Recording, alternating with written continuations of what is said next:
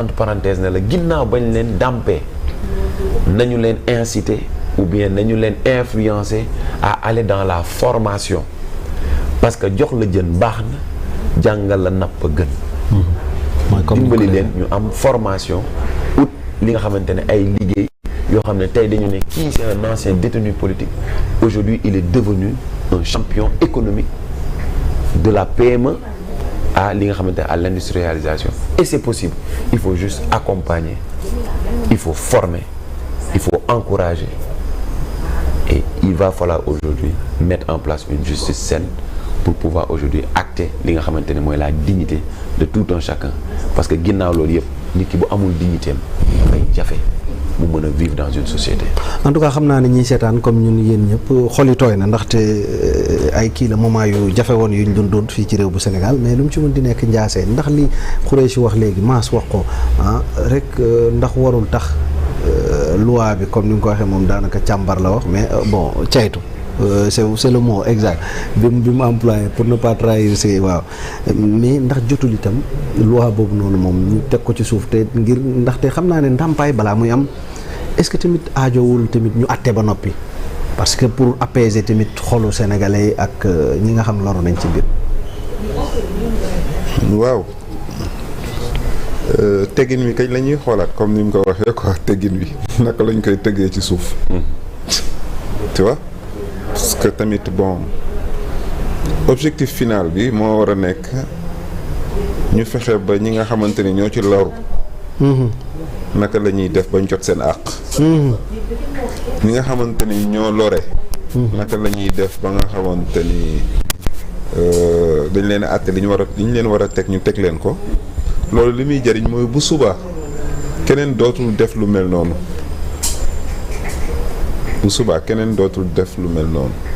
parce que askan wi bu fekkee ni yow en tant que politique boo soxlaa askan wi da ngay dem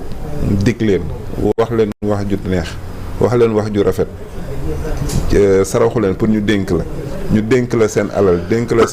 seen i ngànnaay dénk la seen lépp pour nga aar leen ci nga wëlbatiku di leen ci toroxal di leen ci dóor loolu injustice la quoi injustice la te dañoo war a fexe ba li jëm ci sunu kanam yooyu fi amoon dootu fi amaat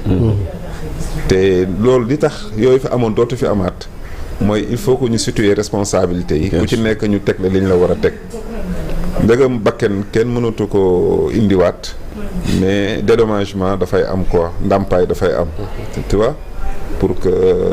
jéggale après mën a am daal parce que objectif bi mi moo war a nekk réconciliation nationale te réconciliation nationale boobu balaa muy mën a am il faut que justice bi que justice soit faite quoi en quelque sorte kon loolu la daal parce que tamit ñi nga xamante ni ñoo ci gaañu doon na gën a metti bu fekkoon ni projet bi réussiruñ ko doon na gën a metti quoi comprendre nga parce que da nga ci di sax ñoo xamante ni dañ daan nekk ci benn situation bu critique ba war a faatu li ñuy dénkaane mooy jàppaleen ci projet bi wala ñu ne maanaam protéger leen pro man xam naa ni damay dem parce que yooyu yëpp dégg nañ ko protéger leen pro jàppaleen ci projet bi donc moi je vois que ne ñi nga xamante ni ñoom ñoo ci faatu ñooñu shahid lañ quoi en quelque sorte c'est des martyrs c'est des martyrs donc li ci des rek mooy que ni que justice soit faite am fa am yenn yoo xamante ni bon entre nous on est tous sénégalais quoi en quelque sorte li nga xamante ni daal moo am importance mooy nañ ko defee jëfin ngoo xamante ni bu subaa ñi dénkaane ak ki ñu dénk ku ci nekk day xam boppam quoi fi nga war a yem nga yem fa quoi tu vois parce que tamit nit ki nga yor ko ba pare mu yàpp la tu vois loolu dañ ko war a dindi quoi parce que les administrateurs yi ak hommes politiques yi yooyu askan wi moo leen di fal mais dañuy wëlbati ko mel ni dañoo yàpp askan wi ba lu leen neex ñu teg ko askan wi quoi te loolu dafa war a deñ quoi en quelque sorte tu vois kon loolu lañ ko war a réparer daal alors réparer nu ñuy def ak itam ndax liñ fi wax yëpp doyul itam mooy haute cour de justice sampu ñu topp itam képp ku ñu war a topp bon su ko jaree su fekkente ne dafa def mooy l'ancien président de la République Macky Sall. Bon, je crois que par rapport à résumé en tout cas des faits, bi nga xamante ne ni le sieur Thiam def na ko tout à l'heure donc c'est un argument qui corrobore boo xamante ne ni day gën a justifier ñu war a dem vers une justice boo xamante ne ni day prendre en considération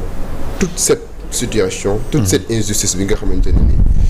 am na ñoo xamante ne ni ba léegi nii ñu ngi def le deuil la famille des victimes. ba tey kay. Et moi en tant que juriste ma position sur la question day nekk une position bu constante. Tout dépendra maintenant du choix des autorités. Est-ce que dañoo war a dem vers une abrogation totale de la loi d'amnistie wala est-ce que dañoo war a dem vers une abrogation partielle? Tout dépendra des choix. Mais quoi qu'il en soit li nga xam ne tey jii moom mooy lu prépondérant li nga xam ne ni askan wi yëpp moom la ñuy xaar. mooy en tout cas que les responsabilités soient situées et que justice soit faite. Par rapport à cette injustice bi nga xamante ne amoon na fi ay nit. Continue ba léegi nekk dans le deuil et dans la consternation maintenant par rapport ak choix bi quel que soit choix bi nga xamante ne nii les hommes politiques ñoom moom lañ bëgg a mettre en avant en tout cas pour tegaat ñi nga xamante ne tey jii ñoom ñoo defoon jëfin yu ñaaw yooyu ces actes ignobles ci yoon à partir du moment où régime actuel bi am na ce qu'on appelle une majorité confortable loolu c'est une valeur ajoutée une raison de plus pour mettre en œuvre li nga xamante ne tey jii moom mooy haute cour de justice et même par rapport à la haute cour de justice ji bi je pense que le fait même que ñuy xalaat mettre en œuvre haute cour de justice boobu nekk lenn loo xam ne lu spécial la nekkul yoon. Parce que haute cour de justice impératif la à chaque fois que mu am législature bu bees ñu mettre ko en œuvre c'est un impératif. Parce que dafa am ñenn ñoo xamante ne ni dañoo am ce qu'on appelle des privilèges de juridiction. Le président de la République il a un privilège de juridiction. Les ministres par rapport aux infractions commises dans l'exercice de leur fonction dañoo am privilège de juridiction mooy ils ne sont pas justiciables devant les juridictions de droit commun. Léegi tey jii nii bu fekkente ne par exemple Sénégal nekk nga fi président de la République wala nga nekk fi ministre. Parce que la haute cour de justice c'est une juridiction d'essence constitutionnelle. C'est la constitution du Sénégal à travers son article 101 moom moo ko prévoir moom moo expliquer les modalités de l'organisation de la mise en et l'accusation par rapport à la haute cour de justice. mu nekk juridiction boo xam ne tey jii nii boo ko Assemblée nationale instituée. Ki nga xamante ne tey jii moom mooy le premier président de la Cour suprême moom mooy président moo koy jiite. ay assesseurs am nag duñ nekk forcément des magistrats mais day nekk ay députés. Et le procureur général près de la Cour suprême moom mooy am prérogative enclenché li nga xam ne moom mooy des poursuites. Et par rapport à votre question yaa ngi wax est-ce que mënuñoo àgg ba nga xam ne nii la responsabilité de l'ancien chef de l'État day engagé wu. Absolument. Parce que le président de la République au Sénégal dans l'exercice de ses fonctions il est pénalement irresponsable sauf pour haute trahison. Léegi nag immunité pénale bi nga xam ne le président de la République am na ko dans l'exercice de ses fonctions ce n'est pas une immunité qui est absolue puisque disposition constitutionnelle bi nee na sauf pour haute trahison léegi lan mooy haute trahison. Haute trahison nag dafa nekk benn infraction fourre-tout. Pourquoi mu nekk une infraction fourre-tout parce que il n'y a pas une définition juridique boo xam ne mën nañ ko attribuer à la haute trahison mais moi j'ai l'habitude de dire à travers mes analyses que même bu fekkente ne aucune disposition ni constitutionnelle ni du code pénal définir na la mooy haute cour la mooy haute trahison mais bu ñu demee tey jii nii ba war a engager des poursuites à l'encontre de l'ancien chef de l'État par rapport ak jëfin ju ñaaw boo xam ne constaté woon nañ ko bu boobaa le juge en question il saura à travers son pouvoir d'appréciation souveraine qualifier fait yi nga xamante ne tey jii Macky Sall doon na ko def nan lañ ko mën a qualifier de haute trahison te man jàpp naa ne Macky Sall pour poursuivre que pour haute trahison nekkul lu compliqué. Parce que bëri na ay jëfinam yoo xamante ne tey jii boo ko xoolee rek pour nga attribuer ko une qualification pénale de haute trahison c'est très facile par rapport ak yooyu bu ñaaw bi nga xamante ne yoroon na ko Sénégal. Donc par rapport à ça je crois que mettre en œuvre la haute cour de justice day nekk un impératif. Mais surtout par rapport à la gestion des affaires publiques. Les infractions yi nga xamante ne constaté nañ que ci gestion des affaires publiques parce que xam nga les Sénégalais dañuy verser parfois dans la précipitation di wax ne non nguur gi dafa yéex non le président Bassirou Diomaye Faye pourquoi traque bi gaawul non ils n'ont rien compris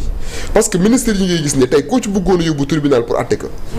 leurs avocats auront la possibilité de soulever des exceptions d'incompétence pour wax ne ñii à partir du mois où li leen di toppee muy yorin bi nga xam ne yoroon nañ ko xaalisu askan bi dañoo commettre infraction yooyu dans l'exercice de leur fonction ils ne sont pas justiciables devant les juridictions de droit commun ils ne sont justiciables que devant la haute cour de justice.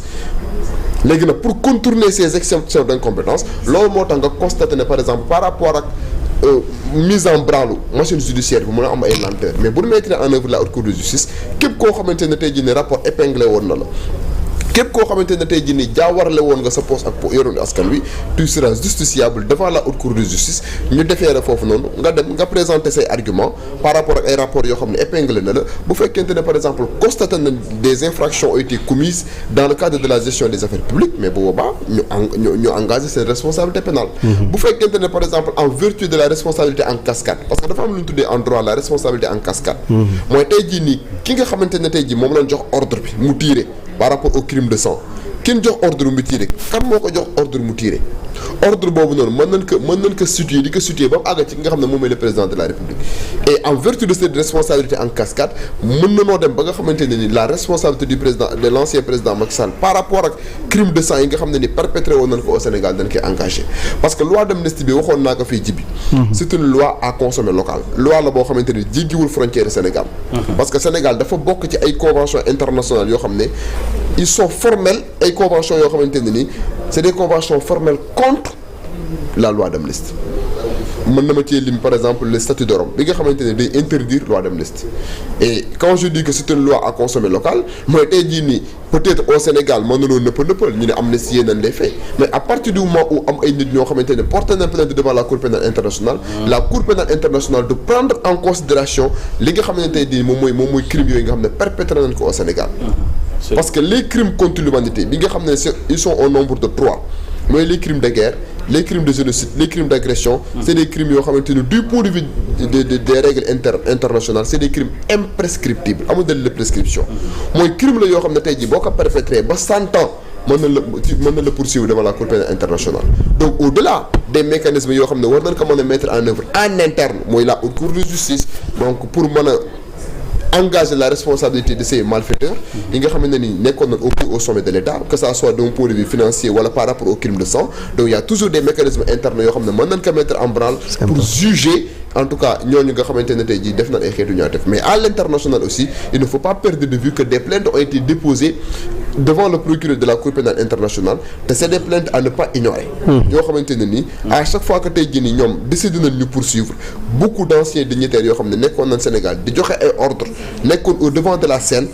par rapport ak crime de sang yi nga xam ne amoon na mën nañoo engagé li nga xam ne mooy seen responsabilité pénale donc de ce point de vue là li nga xam ne ni moom la ñuy xaar ci nouvelle législature bi mooy ñu gaaw mettre en œuvre li nga xam ne moom mooy la haute cour de justice et après la mise en œuvre de la haute cour de justice qu'on puisse avoir l'opportunité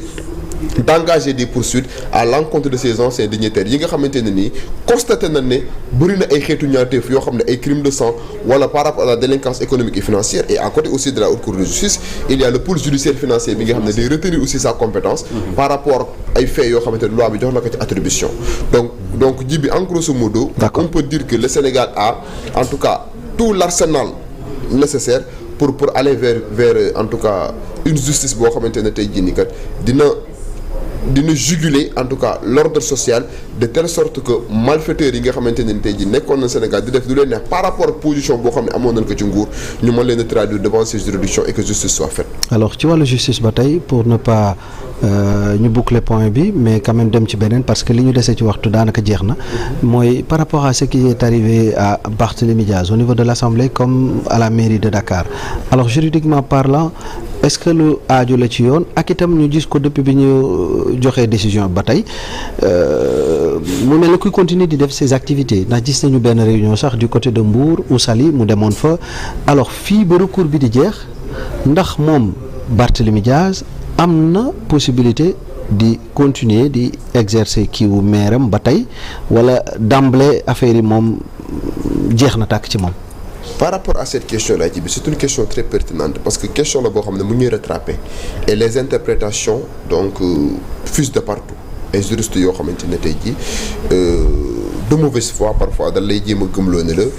la décision prise à l'encontre du Sir Barthélémy Diaz c'est une décision illégale il n'y a aucune illégalité autour de cette décision bi nga xam ne moom moo am Assemblée nationale on n'en disconvient pas parce que loolu c'est une loi constitutionnelle moom moo prévoir que à partir du moment où le député fait l'objet d'une condamnation pénale définitive le garde des Sceaux dès l'instant que mu demande à l'Assemblée nationale que ñu révoque que dañ koy révoquer loolu ça coule de source il y a aucune illégalité dans ce sens-là maintenant par rapport à sa révocation à la mairie yaakaar naa ne foofu aussi amul benn illégalité parce que illégalité boobu pour nga prouver que il faut nga démontrer ne lii nii kat amul lenn lu ko prévoir en la matière je crois que c'est l'article 277 du code électoral moom moo prévoir situation boo xamante ne ni à partir du moment où constaté nañ ne le conseil municipal en question dafa nekk dans une situation d'incompatibilité ou d'inéligibilité bu boobaa kat bépp électeur boo xamante ne tey ji nekk nga dans la circonscription administrative de Dakar boo ko clamé préfet bi le préfet aura la possibilité de prendre un acte administratif. léegi acte administratif dafa nekk ci ñaari fànn. waaw ban ak ban. dafa am ce qu'on appelle un acte administratif à caractère réglementaire ak un acte administratif à caractère unilatéral. La décision bi nga xam ne ni préfet de Dakar jël na ko pour révoquer Barthélémy Dias c'est un acte administratif à caractère unilatéral mooy lan. mooy tey jii nii kat am na benn citoyen bu ma saisir conformément à une disposition du code